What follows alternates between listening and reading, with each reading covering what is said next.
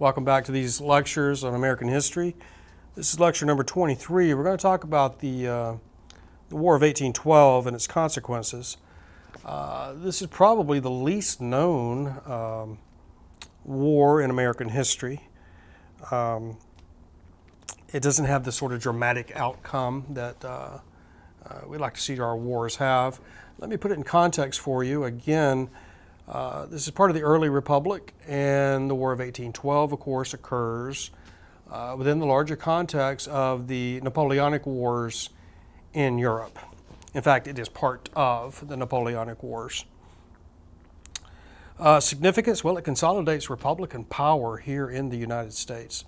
The War of 1812 will be followed by the complete diminishment of the Federalist Party and the emergence of the Republican Party as the political party in the early republic. This will last 10 years or so, and then a new two-party system will emerge with Andrew Jackson. Causes of the War of 1812. The British and the French, of course, are fighting in Europe. The British Navy is seeking to inhibit trade, French trade with the United States, and they begin to commandeer our merchant marine. They begin to impress our sailors. I think it's important to understand that a lot of these sailors on American ships are Englishmen who have fled their duties for the British Navy and have joined the American merchant marine to make more money and, of course, to be out of the line of fire. So the British are not entirely unjustified in stopping American ships and demanding that these Englishmen return to their duties. Nevertheless, this is a public and a national humiliation. It angers many Americans that the British are throwing their weight around like this in the Atlantic. There are domestic causes as well. There's an emergence of a sort of a nationalism, an aggressive national spirit. We see this especially in the American South. There's a sense that the revolutionary gains are in jeopardy. The revolutionary spirit is in jeopardy. And there is at the same time a sense that the British are encouraging or provoking the Indians against the Americans. So any Indian uprising or Indian coalition or any sort of perceived Indian threat is tracked back to the perfidious British. We've linked these two enemies, one internal, one external. We've linked them together as a national enemy. The Indians themselves, it's an interesting story.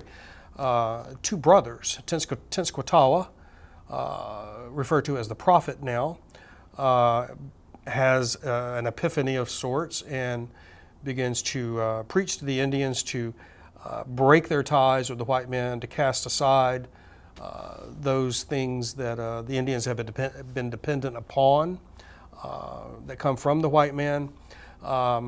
If Tenskwatawa supplied the sort of moral vision for an Indian resistance to further American expansion westward, then his brother, Tecumseh, supplied the political and military power to try to put this vision into action.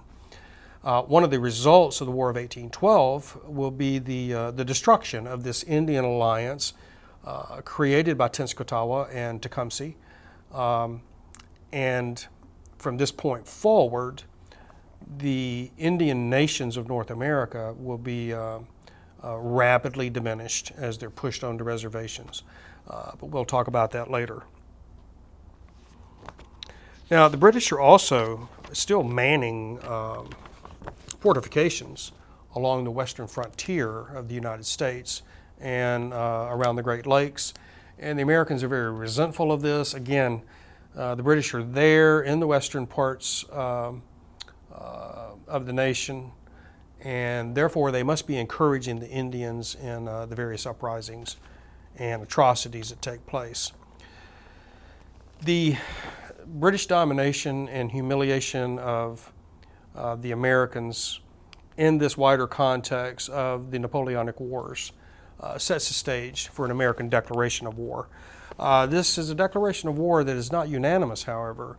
The New England states view their trade with Great Britain as, of course, their economic lifeline, and they have much less interest in this war than the so-called war hawks further south and further west.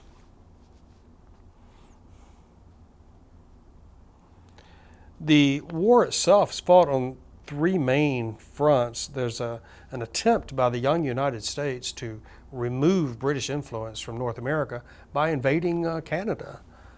There's an attempt here to bring Canada into the young republic. This, of course, fails. A combination of British Navy, British regulars, and Indians will foil American attempts to conquer Canada. British attempts along the Atlantic seaboard are problematic for the United States, as the British fleet sails up the Potomac River from the Chesapeake and lands troops in Washington and actually burns Washington to the ground, including the White House. President Madison and Dolly, his wife, have to flee with the best china, and this is a national humiliation, to put it mildly. This, of course, occurs, or the occurrence of this invasion there on the Chesapeake, at Fort McHenry in Baltimore on the Chesapeake. This is the moment where our national anthem is created, as, what's his name, Francis Scott Key witnessed the bombardment of Fort McHenry, and the lyrics of our national anthem came to him there. The battle on the southern front is very interesting because it culminates in the Battle of New Orleans. Here we have Andrew Jackson, young American general, in charge of some regular troops and militia there in New Orleans. Professional British Army seeks to overrun Jackson's position and capture the city of New Orleans. This attack on New Orleans is probably one of the worst imperial defeats in English history. If you look at a map of the Battle of New Orleans, and we'll supply you one here in the film, you can see that Jackson chose wisely, stationing his men behind both a canal and a rock wall. He placed his artillery there and his riflemen. Jackson's flanks were protected on the one hand by the Mississippi River, and on the other hand by a swamp. So the professional redcoats here, under the command of General Pakenham, they could not flank Jackson's position due to water on both left and right flanks. So they had to attack head on.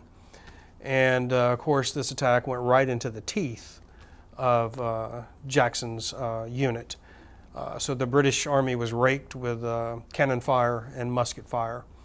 And they lost a few thousand men here in New Orleans. One of the things about the Battle of New Orleans that's interesting is that it is fought entirely in vain. Due to the slow communications across the Atlantic, neither Jackson nor the British in New Orleans were aware that a peace treaty had been signed. Again, it takes 6 weeks or so to cross the Atlantic. So this battle was fought after the war was over. That doesn't make it inconsequential. The Battle of New Orleans was a great lift to American spirit, enhanced this sense of American nationalism and this revolutionary fervor. It demonstrated that the American Army could inflict serious defeat on British regulars, and it launched the career of Andrew Jackson towards the presidency. Jackson became quite famous and highly celebrated after his victory at New Orleans. He would go on to fight Indians in the southeast, in Georgia and Alabama and Florida, and he would ride this military fame all the way to the White House in 1828, which we'll talk about at a later time. The war itself overall was essentially a draw. I think the reason that it has significance for us as historians is that it established the United States as a legitimate national power. The British and the French had sort of toyed with us from the Revolution on until the War of 1812, where we sort of stand up and assert our national will in trying to maintain our neutrality between the British and the French. We're trying to maintain our commerce, our commercial life, although it's jeopardized by the British Navy, obviously. And the attempt at the same time not only to sustain ourselves in the face of British power, but also to eliminate the threat of Native American power with the destruction of the Pan Alliance, the Pan-Indian Alliance, led by Tecumseh and Tenskwatawa. So it enhances Southern slave owners as Southern slavery can safely move further west. And of course we know cotton is a very voracious crop, draining the soil of its nutrients. So there's a constant sort of need to move westward to put new land under cultivation with cotton. Now, there's something else here that needs to be said about the War of 1812. The New England states, like I mentioned earlier, their commercial lifeline ran through Great Britain, and this war injured their commerce. Of course, earlier Jefferson's embargo from 1805 to 1808 had injured New England's commercial life. So by the time of the War of 1812, or by the time that the war is ending in 1815, New England was fed up. And you can see why. We have the 3 or 4 years of the Jeffersonian embargo against the British, which hurts New England. And then we have the war itself, which increasingly to the New Englanders looks like a war that has nothing to do with their interest and is in fact running counter to their interest. So in late 1814, the New England states gathered at what's called the Hartford Convention. And at this convention, the New England states discussed secession. Now, when Americans hear the word secession, they think of the South, the antebellum South, what we call the Confederacy, withdrawing from the United States and initiating the Civil War in 1860 and 1861. But here, secession is being discussed in what we would think of as a very unlikely place in the New England states. Now, unluckily for the Federalists who organized this Hartford Convention, this notion of secession, it occurs simultaneously with the news of Jackson's great victory in New Orleans. This reveals the Federalists to be small-minded and very much out of tune with the rest of the country. So thoughts of secession go down the drain, and the Federalist Party, in fact, begins rapid diminishment after this. As the Federalist Party declines further and further, you see the rise of what historians call the era of good feelings. This simply denotes this time period from Madison to Monroe to John Quincy Adams, whereby there's only one political party, and that is the old Jeffersonian anti-Federalist Party, now called the National Republicans. This party will dominate this era of good feelings, as it is the only political party. We will see the emergence of a second political party system after the election of 1824, in which John Quincy Adams defeats Andrew Jackson. Jackson views this as a fraud, that he was cheated out of the presidency, and the second political party will emerge at that point. And we'll talk about that next time. Thank you.